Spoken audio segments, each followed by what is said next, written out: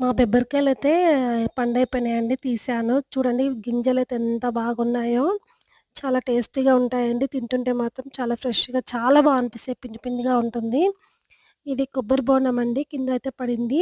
దీని చుట్టంతా గమ్మే ఉందండి. చిన్నప్పుడు ఈ గమ్ముని తీసుకొని ఇలా పేపర్‌లకి అంటించుకునేవాళ్ళము. అప్పుడు తుమ్మ చెట్టుకి ఎక్కువగా ఉండేదండి గమ్మయితే. మేమైతే చిన్నప్పుడు ఎక్కువ గమ్ము, వేడి వేడి అన్నంతోటే పేపర్స్ ఎక్కువ అంటించుకునేవాళ్ళం. లేదంటే మైదా పిండితోటి గ్లూ తయారు చేసుకునేవాళ్ళము. ఇప్పుడు పిల్లలైతే అంత ఫెవికల్స్ అవి ఇవి వాడుతున్నారు గమ్మయితే బయట. మా చిన్నప్పుడు గమ్మయితే ఇదే. కొబ్బరి బోండానికి గూడా గమ్మొస్తుందా అని షాక్ అయిపోయాను నేనైతే. చూడండి ఎంత బావుందో చాలా వచ్చింది.